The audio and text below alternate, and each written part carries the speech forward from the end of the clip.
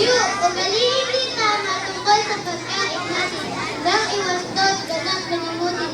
Iyong malnutrisyon tuklasin sa tuwin na maging maunlad itong bayan natin.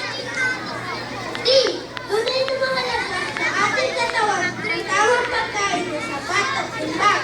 Tulong sa ating palusog na katawan, silang ay magaan, walang problema. R. Resistensya natin maging malakas. Infeksyon at sakit sa katawan ay ligtas.